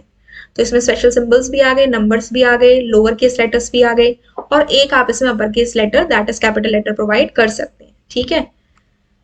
Okay, now question number 17, ये आपके 4 मार्क्स के क्वेश्चन है। 17, 18, 19, 20, 21, ये 5 क्वेश्चन हैं। इसमें से आपको 3 करने हैं इन 50 to 80 words each carry 4 marks. Indra is preparing spreadsheet notes for a term exam. Help her to write short note on the following: solver, goal seek, subtotal, scenario। ये चारों आपके टॉपिक इलेक्ट्रॉनिक स्प्रेडशीट यूनिट के हैं, session number 1 में से। ठीक है। तो इन 4 के बारे में शॉर्ट नोट हमें बताना है। Very easy. मेन चीज स्टूडेंट्स, आप इसमें क्या याद रखो, इनके ये कौन से मेन्यू में आते हैं ऑप्शंस, क्योंकि एक लाइन आप वहीं से बना सकते हो। ठीक है। सिनेरियोज क्या होते हैं? Tool to test the what if questions, कि what should be my output if my input is a particular value. ठीक है। हर सिनेरियो का एक नाम होता है, उसे हम एडिट कर सकते हैं, फॉर्मेट कर सकते हैं। फॉर्मेट मतलब जैसे हम उसके बॉर्डर के अराउंड कलर देते हैं, all these things. Saved set of values है आपके कैलकुलेशन के लिए। आप एक से ज्यादा सिनेरियो एक शीट में बना सकते हैं और डिफरेंट डिफरेंट इनपुट वैल्यूज के लिए आप डिफरेंट डिफरेंट आउटपुट को फाइंड आउट कर सकते हैं। ठीक है। That is a scenario. ये आपको कौन से मेन्यू में मिलता है? टूल्स में। टूल्स मेन्यू में आपको मिलेगा सिनेरियो ऑप्शन। ठीक है। देन आता है गोल सीक। गोल सीक मतलब गोल को फाइंड आउट करना। ठीक है। It is use to calculate and input value based upon the known result. हमें एक रिजल्ट पता है, उसके अकॉर्डिंग हम एक इनपुट फाइंड आउट कर रहे हैं, दैट इज गोल सीक। ठीक है। ये आपको मिलेगा अगेन टूल्स मेन्यू में, कि अगर हमें पर्टिकुलर इनपुट चाहिए तो हमारा अगर हमें पर्टिकुलर आउटपुट चाहिए तो हमारा इनपुट क्या होगा। जैसे अगर मुझे सिंपल इंटरेस्ट 500 चाहिए और मेरा रेट 5 और टाइम 10 है, तो मेरा प्रिंसिपल क्या होगा। ठीक है। तो इस वे में हम गोल सी को यूज कर सकते हैं। राइट। देन है हमारा सब total and solver. Solver is a more elaborated form of goal seek. Goal seek में क्या होता है, हम एक टाइम पे एक आउटपुट वैल्यू देते हैं तो उससे एक इनपुट वैल्यू निकल के आती है, लेकिन सॉल्वर में हम एक टाइम पे बहुत सारी वैल्यूज के साथ काम कर सकते हैं। मतलब हमारे पास डिफरेंट डिफरेंट आउटपुट है और उसके अकॉर्डिंग क्या इनपुट बनेगा वो हम निकाल सकते हैं। Solver deals with the multiple unknown variables, and इसकी हेल्प से हम कुछ कंडीशंस भी लगा सकते हैं कि हमें जो अब इनपुट हमारी वैल्यूज चाहिए आउटपुट के अकॉर्डिंग, वो इस वैल्यू से कितनी मिनिमाइज हो या मैक्सिमाइज हो या क्या एग्जैक्ट वैल्यू है। तो हम कंडीशन लगा सकते हैं सॉल्वर में, जो हम गोल सीक में नहीं कर सकते। ठीक है, तो ये भी आपको कहाँ मिलेगा, टूल्स मेन्यू में। ठीक है, देन आता है सब टोटल। सब टोटल जो है, जैसे कि आपको नाम से पता लग रहा है, सब टोटल का वैसे तो मतलब होता है कि टोटल करना, सम करना, लेकिन सब टोटल यहाँ पे एक ऐसा आप कह सकते हैं फीचर है इलेक्ट्रॉनिक स्प्रेडशीट का, जिससे किसी भी कॉलम में अगर हमारा आइडेंटिकल डेटा है, सेम डेटा है, तो उसको हम ग्रुप कर सकते हैं। मैक्सिमम हम सब टोटल में 3 ग्रुप बना सकते हैं। डेटा को ग्रुप हम किसके अकॉर्डिंग करते हैं, किसी भी कॉलम के अकॉर्डिंग। ठीक है, और उसके ऊपर हम कोई ना कोई फंक्शन अप्लाई करते हैं, जैसे कि मुझे टोटल करना है, सम करना है, काउंट करना है, मैक्स निकालना है, मिन निकालना है, तो ये सब हम सब टोटल के अंदर कर सकते हैं। ठीक है, you can choose up to 3 groups of arrays, ये भी 1 मार्क में आ जाता है कि मैक्सिमम आप सब टोटल में कितने ग्रुप बना सकते हैं, that is 3। Okay, question number 18 is Kailash has to send invitation for the opening ceremony of his father's new shop. His friend suggested that he should use a mail merge feature of word processor. Help him understand more about this feature by explaining the following. Mail merge जो है आपको पता है कि उससे हम एक ही document को बहुत सारे लोगों को सेंड कर सकते हैं। तो हमें बताना है advantage of using the mail merge and 3 main elements of the mail merge process. जो हम 3 चीजें यूज करते हैं, main document, data source and merge field. वैसे तो ये ऊपर वाली 2 ही होती हैं, बट कई बार क्वेश्चन में हमसे मर्ज फील्ड भी पूछ लेता है। ठीक है, मर्ज फील्ड का टॉपिक मेल मर्ज अगर आपको समझना है तो इसकी एक एक्सप्लेनेटरी वीडियो बनी हुई है डिजिटल डॉक्यूमेंटेशन एडवांस की प्लेलिस्ट में, वहां पे जाके आप इसे चेकआउट कर सकते हो। ठीक है, तो मेल मर्ज क्या है स्टूडेंट, सबसे पहले मेल मर्ज को समझते हैं।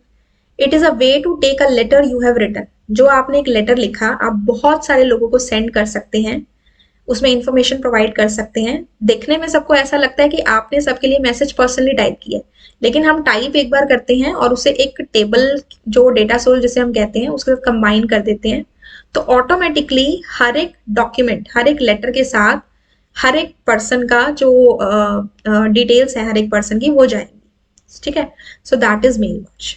It is a quick way to take a list of people's mailing addresses and generate the labels or the envelopes. हम डॉक्यूमेंट तो सेंड कर ही सकते हैं अलग अलग लोगों को एक टाइम पे एक साथ, लेकिन इसकी हेल्प से हम एनवलप्स या लेबल्स भी जनरेट कर सकते हैं। जैसे जो भी हम इन्विटेशन कार्ड बनाते हैं, उसके ऊपर जो ऊपर हम स्लिप लगाते हैं, वो भी, उनको हम लेबल्स बोलते हैं, वो भी हम इसमें क्रिएट कर सकते हैं। ठीक है, अब हमसे पूछा गया था मेन डॉक्यूमेंट, डेटा सोर्स और मर्ज फील्ड। तो मेन डॉक्यूमेंट वो टेक्स्ट होती है जो सबके लिए सेम रहती है, जो हम सभी रेसिपिएंट्स को भेजना चाहते हैं। जैसे कि वेडिंग इनविटेशन में वेडिंग कितने बजे है, किस प्लेस पे है, क्या टाइमिंग है, सबके लिए सेम रहता है, तो वो क्या है, एक तरह की मेन डॉक्यूमेंट। फिर है डेटा सोर्स। डेटा सोर्स में रेसिपिएंट्स का एड्रेस आ जाता है, उनका नेम, उनका कॉन्टैक्ट नंबर, उनका एड्रेस, दीज ऑल। ठीक है, इसको हम टेबल की फॉर्म में स्टोर करते हैं एंड मेन डॉक्यूमेंट को हम डेटा सोर्स के साथ फिर मर्ज करते हैं, जिससे हमारा मेल मर्ज का प्रोसेस होता है। फिर आता है मर्ज फील्ड्स। मर्ज डॉक्यूमेंट या मर्ज फील्ड का मतलब होता है, क्या पूछा गया यहाँ से, हमें मर्ज फील्ड पूछा गया है, तो यहाँ आएगा मर्ज फील्ड। तो मर्ज फील्ड कहाँ से आती है, जब हम डेटा सोर्स को मेन डॉक्यूमेंट के साथ मर्ज कर देते हैं। ऐसे हम लिखते हैं ना कि लाइक हमने लिखा डियर और यहाँ पे शेवरॉन्स, ऐसे ये जो सिंबल है इन्हें हम शेवरॉन्स कहते हैं, यहाँ पे आ जाता है नेम। तो जब हम इसके मेल मर्ज के प्रोसेस को कंप्लीट कर देते हैं, तो हर डॉक्यूमेंट में आप डियर के साथ अलग अलग नाम देखोगे, वो नाम देखोगे जो आपने अपनी टेबल के अंदर नेम कॉलम में लिए। ठीक है, तो ये जो नेम है, this is my merge field, understood. ठीक है, चलिए नेक्स्ट है क्वेश्चन नंबर 19। क्वेश्चन नंबर 19 आपको कह रहा है consider the following table employees. हमारे पास एक टेबल है एम्प्लॉयज एंड इसमें 4 कॉलम्स है, employee ID, name, gender, salary. Columns को हम क्या कहते हैं, एट्रीब्यूट्स और fields. What is the degree and cardinality of the employees table. Employee table की डिग्री और कार्डिनलिटी क्या है। तो टेबल में डिग्री का मतलब होता है टोटल नंबर ऑफ एट्रीब्यूट्स, यानी कि टोटल नंबर ऑफ कॉलम्स, और कार्डिनलिटी का मतलब होता है टोटल नंबर ऑफ रोज, या हम कह सकते हैं टोटल नंबर ऑफ रिकॉर्ड्स। तो डिग्री मतलब total number of columns 1 2 3 4।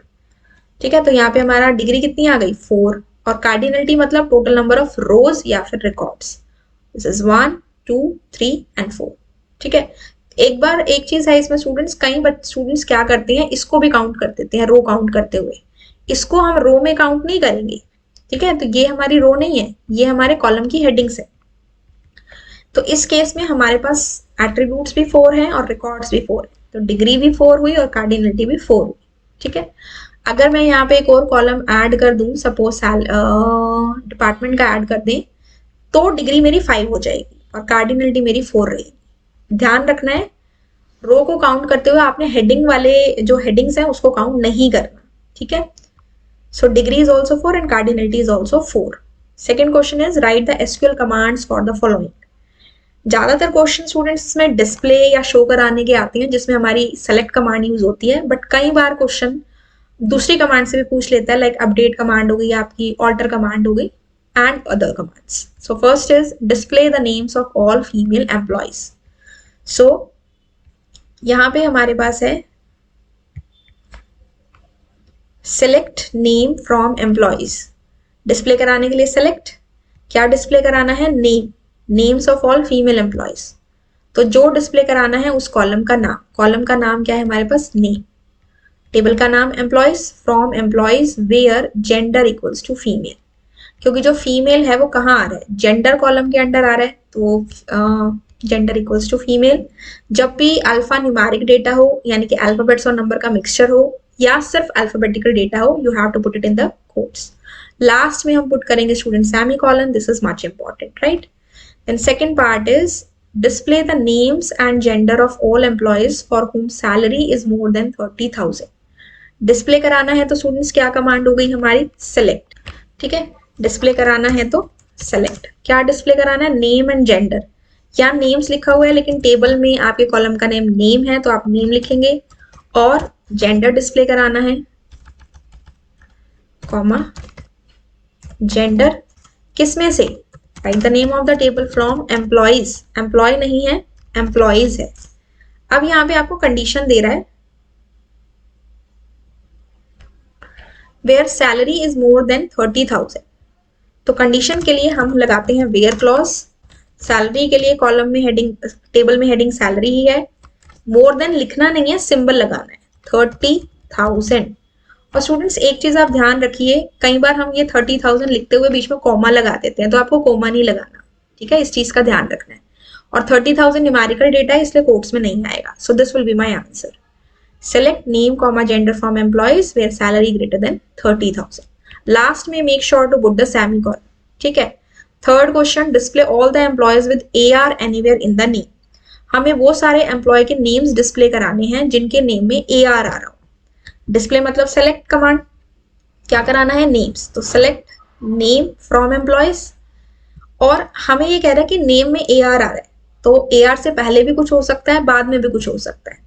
It means यहाँ पे हम पैटर्न को मैच करा रहे हैं, ये एक पैटर्न है। ठीक है, तो पहले अगर कुछ है और आगे भी कुछ है और कितने भी नंबर ऑफ कैरेक्टर्स हैं, उसके लिए हम परसेंटेज सिंबल का यूज करते हैं। और जो पैटर्न मैचिंग के लिए ऑपरेटर हम यूज करते हैं दैट इज लाइक। कई बार स्टूडेंट्स इसमें इक्वल टू का साइन यूज कर देते हैं, तो वो हमें नहीं यूज करना।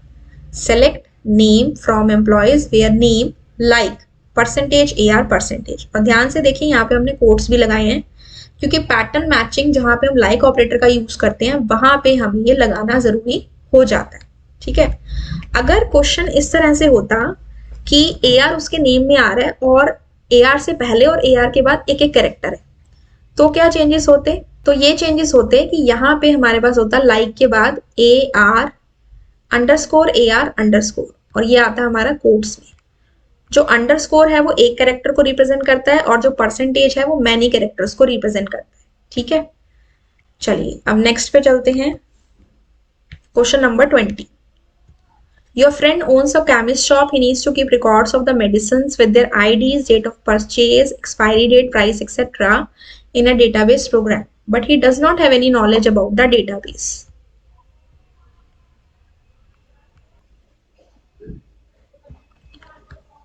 Explain to him the following to get a better understanding of the DBMS concepts. ठीक है, तो यहाँ पे हमें डेटाबेस के कॉन्सेप्ट्स के बारे में एक्सप्लेनेशन करनी है। First is what is DBMS, explain in brief. So students, DBM stands for database management system.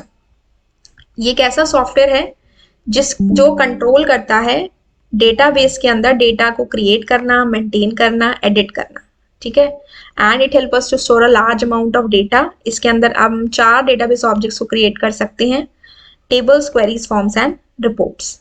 It help us to organise the data conveniently for the various applications. तो आप जो भी आपने इसमें डेटाबेस के बारे में पढ़ा है आप वो इसमें बता सकते हो, ठीक है। Next is name any 2 database programs which can be used to create a table and store the data as per the requirement.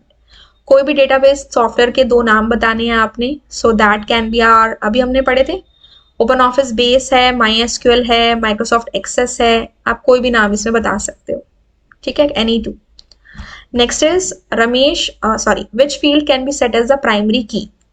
हम इनमें से किस फील्ड को प्राइमरी की सेट कर सकते हैं? ये आईडीज हैं, डेट ऑफ परचेज है, एक्सपायरी डेट है, प्राइस है। प्राइमरी की हमेशा उस कॉलम को सेट किया जाता है जिसमें यूनिक वैल्यूज हो और नल वैल्यूज ना हो। तो डेट ऑफ परचेज सेम हो सकती है, एक्सपायरी डेट भी सेम हो सकती है, प्राइस भी सेम हो सकता है, बट आईडी एक ऐसा कॉलम है जो सबके लिए अलग अलग होगा। So ID can be set as the primary key. Then next is it possible to make more than 1 field as primary key in your table. क्या आप अपने टेबल में एक से ज्यादा फील्ड को प्राइमरी की बना सकते हैं? वैसे तो देखिए स्टूडेंट्स, हर टेबल में एक ही प्राइमरी की होती है, तो जनरली हम इसका आंसर नो करते हैं। बट मल्टीपल कॉलम्स को अगर हम मल्टीपल कॉलम्स के अंदर डेटा डाल के किसी भी रिकॉर्ड को यूनिकली आइडेंटिफाई करते हैं तो वो होती है हमारी कंपोजिट प्राइमरी की, ठीक है। तो हम एक से ज्यादा कॉलम को, we can make more than 1 column as primary key, हम बना सकते हैं, लेकिन उस केस में फिर हम उसे कंपोजिट प्राइमरी कहते हैं।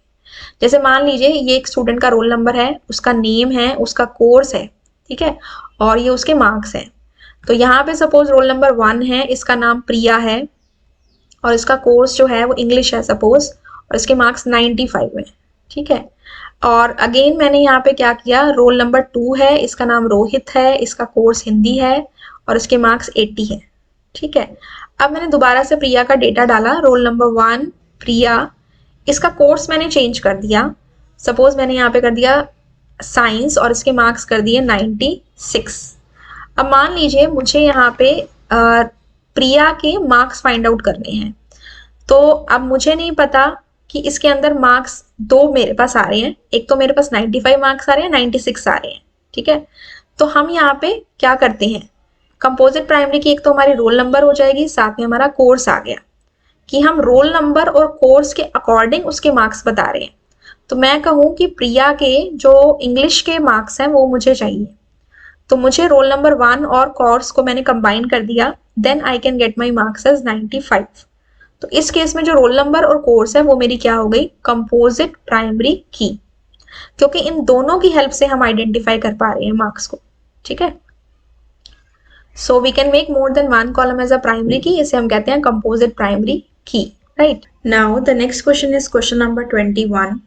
Ramesh is a student of class 10th. He used to get the work based on internet surfing, but he is not aware of the internet and its terminology. Being a friend of Ramesh, help in finding the answers of the following questions. ठीक है, तो यहाँ पे कुछ work है based on internet surfing. तो Ramesh is a student of class 10th. You have to tell some of the terms based on the internet technology. Like first part is, what do you mean by internet service provider? Students, we know ISP, internet service provider, वो company होती है जो हमें internet की services provide करती है, जिसकी help से हमारे घर पे या ऑफिस में इंटरनेट आता है, ठीक है। फॉर एग्जाम्पल हमारे पास वोडाफोन है, जियो है, आइडिया है, these all are the ISPs, ठीक है। It is an organisation which provides you with access to the internet via dial up और डायरेक्ट और wireless connection. That can be wired connection, that can be wireless connection, ठीक है, modem के through भी हो सकता है। So these are the companies which provide us the internet connection. Next is expand the following terms. इसमें हमारे पास 2 terms हैं basically, WiMAX and 3G, ठीक है। क्वेश्चन मिसिंग है यहाँ पे, क्वेश्चन में हमारे पास यहाँ पे रहेगा WiMAX and 3G। तो WiMAX जो है that is wireless interoperability for microwave access, and 3G stands for third generation. Expand करना है तो मीन्स आपको सिर्फ इसकी फुल फॉर्म ही देनी है, ठीक है। अदरवाइज एक्सप्लेनेशन इसकी इस तरह से होती है वाईमैक्स एक वायरलेस कम्युनिकेशन स्टैंडर्ड है जिससे आपके मोबाइल फोन पे ब्रॉडबैंड कनेक्टिविटी आती है इंटरनेट की। जैसे आपने बड़े बड़े टॉवर्स देखे होंगे लगे होते हैं, तो उनके ऊपर सर्कुलर शेप में डिस्क की फॉर्म में कुछ डिवाइसेस लगे होते हैं, तो वो वाईमैक्स होता है। ठीक है, उसके थ्रू आपके घर पे, ऑफिस में, आपकी सिटी में डिफरेंट डिफरेंट प्लेसेस पे इंटरनेट का कनेक्शन या एक्सेस प्रोवाइड किया जाता है, तो उसे हम कहते हैं वाईमैक्स। ठीक है, it is a long range system covering many kilometers and it is use where DSL और cable internet access can not be used. जहां पे डीएसएल और केबल इंटरनेट एक्सेस यूज नहीं किया जाता, वहां पे ये वायरलेस टेक्नोलॉजी का यूज किया जाता है, दैट इज वाई मैक्स। ठीक है, क्योंकि बड़े डिस्टेंस के ऊपर जो वायर्स हैं उनको ले करना बहुत ज्यादा डिफिकल्ट हो जाता है, तो that is why we prefer WiMAX in place of the wired communication. ठीक है, एंड 3G क्या है? Third generation. ये मोबाइल स्टैंडर्ड है, मोबाइल जनरेशन का एक स्टैंडर्ड है। एंड इससे क्या होता है, पहले हमारे पास फर्स्ट जनरेशन था, देन 2G आया, देन 3G, अभी हम फिफ्थ जनरेशन के साथ वर्क कर रहे हैं। तो एक मोबाइल जनरेशन है, मोबाइल स्टैंडर्ड है, जिसमें जो आपके डेटा की स्पीड है वो हाइयर होती जा रही है। जैसे 5G में आप बहुत ज्यादा स्पीड देखेंगे एज कम्पेयर टू 3G। तो 3G थर्ड जनरेशन को बोला जाता है। इसमें हमारी 2G से स्पीड काफी हाइयर थी, डेटा ट्रांसफर स्पीड अच्छी थी, and it is available on the mobile phone. ठीक है, these all things. And you can subscribe to the 3G connectivity with your ISP in order to get high speed internet connection। आपकी जो भी SIM आप use करते हैं, जो भी आपके इंटरनेट सर्विस प्रोवाइडर है, वो आपको time to time this services provide करते रहते हैं। जैसे अब 4G से 5G सिम्स आ रही हैं, तो वो आपको वो टेक्नोलॉजी प्रोवाइड करेंगे। ठीक है, the next is what is instant messaging service? Name any two application and web based services। Instant messaging services का मतलब ऐसा सॉफ्टवेयर जिसके थ्रू हम immediately on the spot chat कर सकते हैं, वहां से भी दूसरी साइड से भी हमें रिस्पॉन्स आता है, हम ऑडियो सेंड कर सकते हैं, हम वीडियो सेंड कर सकते हैं, ऑल दीज थिंग्स। तो जब हम कम्युनिकेशन टेक्स्ट बेस्ड भी कर सकते हैं, फाइल्स भी ट्रांसफर कर सकते हैं, ऑडियो वीडियो कॉलिंग कॉन्फ्रेंसिंग सब कुछ कर सकते हैं, that is known as instant messaging. इसके हमारे दो टाइप्स के सॉफ्टवेयर होते हैं, one is application based and one is are web based. Application based means जिनकी एप्स हैं। ठीक है, जैसे कि गूगल टॉक है, याहू मैसेंजर है, स्काइप है, विंडोज लाइव मैसेंजर है, रेडिफ है। ठीक है, इनको आप क्या कर सकते हैं, आप अपने कि आपको कंप्यूटर पे तो एक्सेसिबल होते ही हैं वेबसाइट की फॉर्म में, साथ में आप इनकी ऐप अपने फोन में डाउनलोड करके रख सकते हो। और वेब बेस्ड होते हैं जो सिर्फ वेबसाइट की फॉर्म में अवेलेबल होते हैं, जैसे कि MSN वेब मैसेंजर है, याहू मैसेंजर फॉर वेब है, मीबो है, IMO है। अब अगर हम व्हाट्सएप की बात करें तो व्हाट्सएप वेब जो है वो वेब बेस्ड है, और जो नॉर्मल व्हाट्सएप है उसको आप एज अ ऐप अपने फोन में डाउनलोड कर सकते हो, तो वो एप्लीकेशन बेस्ड है।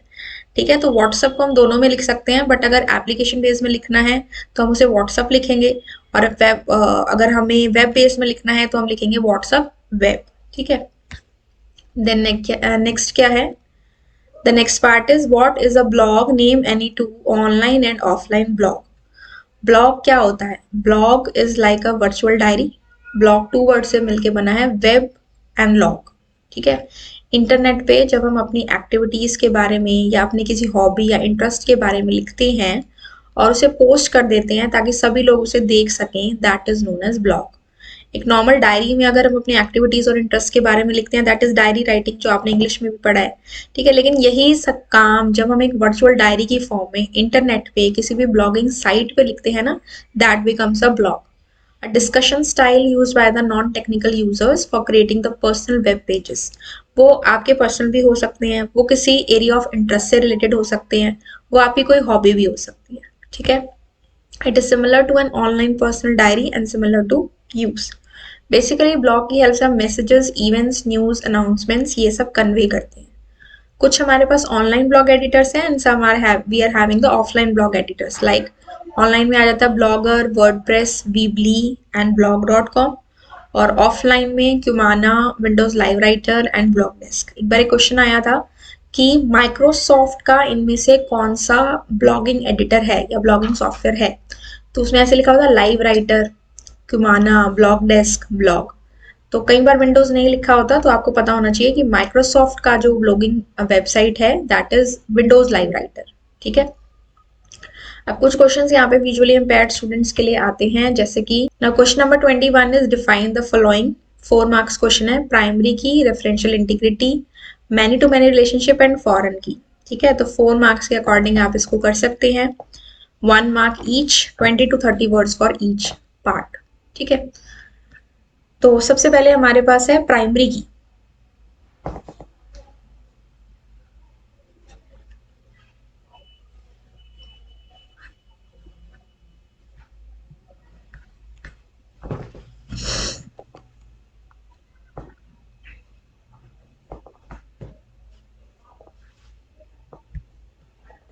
ओके, तो यहाँ पे हमारे पास फर्स्ट है primary key and the answer given is of sorting। Okay, primary key basically हमारे टेबल का वो कॉलम होता है which has all the unique values and not null values. हमारे टेबल का ऐसा कॉलम जिसमें सारी वैल्यूज यूनिक है, यानी कि डुप्लीकेट वैल्यूज नहीं है और कोई भी वैल्यू ब्लैंक नहीं है, that is known as primary key. For example student table के अंदर अगर roll number, name, class, section मेरे पास फील्ड्स हैं, तो रोल नंबर एक ऐसा कॉलम है जिसे we can set as primary key. ठीक है, और सॉर्टिंग बेसिकली क्या होता है, डेटा को अरेंज करना असेंडिंग या डिसेंडिंग ऑर्डर में। ठीक है, इसके लिए हमारे पास सॉर्ट के बटन्स होते हैं, जिस भी वे में आप सॉर्ट करेंगे डेटा उसके अकॉर्डिंग डिस्प्ले करके दिखा देता है।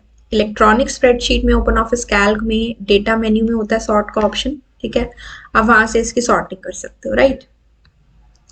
देन होता है हमारा रेफरेंशियल इंटीग्रिटी। तो रेफरेंशियल इंटीग्रिटी का मतलब होता है कि set of rules, database management system के वो सेट ऑफ रूल्स जिससे हमारे टेबल के अंदर डेटा की एक्यूरेसी मेंटेन रहती है और कोई भी एक्सीडेंटली मिस्टेकनली हमारे डेटा में कोई भी डेटा इंसर्ट नहीं करे, डिलीट नहीं करे या चेंजेस नहीं कर सकता।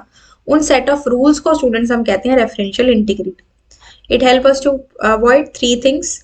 एक तो हमारी जो चाइल्ड टेबल है, अगर हम दो टेबल्स को आपस में लिंक करें तो पहली टेबल होगी पेरेंट टेबल और जो दूसरी टेबल होगी that will be the child table. तो चाइल्ड टेबल में उन रिकॉर्ड्स को ऐड नहीं कर सकता अगर मेन टेबल में, पेरेंट टेबल में उससे रिलेटेड कोई रिकॉर्ड नहीं है तो। और हमारा जो मेन टेबल है उसमें कोई वैल्यूज चेंज नहीं कर सकता अगर रेफरेंशियल इंटीग्रिटी लगी हुई है। मेन टेबल में, पेरेंट टेबल में कोई ऐसी वैल्यू चेंज नहीं कर सकता जिससे रिलेटेड रिकॉर्ड हमारा चाइल्ड टेबल में हो। और हमारी प्राइमरी टेबल में से, पेरेंट टेबल में से वो कोई भी रिकॉर्ड डिलीट नहीं कर सकता जिससे रिलेटेड रिकॉर्ड हमारा चाइल्ड टेबल में। तो ये रेफरेंशियल इंटीग्रिटी के पॉइंट्स हैं। इसकी practical explanation database management system की जो प्लेलिस्ट है उसके अंदर एग्जैक्टली अच्छे तरीके से की गई है। आप इसकी प्रैक्टिकल एक्सप्लेनेशन भी वहां जाके चेकआउट कर सकते हो। ठीक है, नेक्स्ट है मैनी टू मैनी रिलेशनशिप। तो many to many relationship referential integrity के अंडर ही आ जाता है। रेफरेंशियल इंटीग्रिटी का जब हम टॉपिक पढ़ते हैं तो इसी के अंदर हम तीन टाइप्स के रिलेशनशिप के बारे में पढ़ते हैं, one to one, one to many to one या फिर मैनी टू मैनी। तो वन टू वन में एक टेबल का एक कॉलम दूसरे टेबल के एक कॉलम के साथ लिंक्ड होता है। बात करें यहाँ पे मैनी टू मैनी की। मैनी टू मैनी मतलब फर्स्ट टेबल के, ये मेरे पास दो टेबल हैं और ये मेरे पास, this is my parent table, this is my child table. Parent table के बहुत सारे रिकॉर्ड्स अगर चाइल्ड टेबल के बहुत सारे रिकॉर्ड के साथ लिंक्ड है, so that is known as many to many relationship. इस केस में प्राइमरी की कॉलम नहीं होता, एक्चुअली प्राइमरी की कॉलम से लिंक नहीं होता। ठीक है, हो सकता है लेकिन प्राइमरी की कॉलम से लिंकिंग नहीं होती है। It signifies that all columns of primary key table are associated with all the columns of the associated table. Primary key table मतलब parent table and associated table मतलब child table. For example बहुत सारे employees बहुत सारे department में काम कर सकते हैं। तो एम्प्लॉय जो हो गई वो पेरेंट टेबल हो गई और चाइल्ड टेबल हम डिपार्टमेंट को लें तो बहुत सारे एम्प्लॉयज बहुत सारे डिपार्टमेंट में काम कर सकते हैं या बहुत सारे डिपार्टमेंट में बहुत सारे एम्प्लॉयज काम कर सकते हैं। हम किसी भी तरीके से एग्जाम्पल देख सकते हैं। ऐसे एक और एग्जाम्पल है, many students can study many courses and many courses are being studied by many students. तो वो भी क्या है, मैनी टू मैनी रिलेशनशिप। ठीक है, देन नेक्स्ट हमारे पास है स्टूडेंट्स फॉरेन की। फॉरेन की क्या है, फॉरेन की आइडेंटिफाइज अ कॉलम और a set of columns in one table that refers to column और a set of columns in the another table. Primary foreign key एक ऐसा नॉन की एट्रीब्यूट है, नॉन की कॉलम है जिसकी वैल्यूज हम अपने पेरेंट टेबल की प्राइमरी की से लेते हैं। ये मेरे पास दो टेबल्स हैं, one is parent table and one is child table. मैंने यहाँ पे लिया role number, name, class and section. ठीक है, अब ये रोल नंबर मेरी फील्ड यहाँ पे भी होगी। यहाँ पे तो this roll number is my primary की। सब बच्चों के रोल नंबर अलग अलग, कोई भी वैल्यू ब्लैंक नहीं। तो ये वाला जो टेबल है ना, ये मेरा स्टूडेंट टेबल है, ये मेरा टीचर टेबल है। तो टीचर टेबल के अंदर जो रोल नंबर है इसकी वैल्यूज स्टूडेंट टेबल के रोल नंबर से ही जाएंगी। अगर इसमें मेरे पास 1 2 3 4 है तो यहाँ पे भी मेरे पास 1 2 3 4 हो सकता है, लेकिन अगर 5 और 6 मैंने डालने का ट्राई किया एरर आ जाएगा।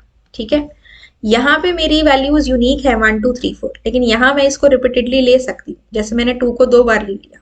ठीक है, यहाँ पे नल वैल्यू अलाउड नहीं है, लेकिन यहाँ पे अगर आप ब्लैंक छोड़ भी देते हैं तो भी ठीक है। तो फॉरेन की इज अ नॉन की attribute whose values are derived from the primary key of the parent table। फिर आप उसमें एक थोड़ा सा इस तरह से रिप्रेजेंट करके एग्जाम्पल बता सकते हैं कि हमारे पास दो टेबल है। पहली टेबल में रोल नंबर प्राइमरी की है विच इज स्टूडेंट, एंड दूसरी टेबल हमने टीचर ली जिसमें टीचर आईडी हमारी प्राइमरी की है। तो टीचर टेबल में जो रोल नंबर की वैल्यूज जा रही हैं वो स्टूडेंट टेबल के रोल नंबर से जा रही हैं। ठीक है, तो ये जो रोल नंबर है it will be termed as the foreign key, बाहर की है। इसमें से वैल्यूज तो जा रही हैं लेकिन ये इस टेबल में टीचर टेबल के अंदर ये बाहर की है, मतलब दूसरे टेबल से आई हुई वैल्यू, दैट इज वाई हम इसे कहते हैं फॉरेन की। ठीक है students, I hope students you have understood all the questions of this practice paper 1। फिर भी आपको कोई डाउट है तो you can ask me in the comment section.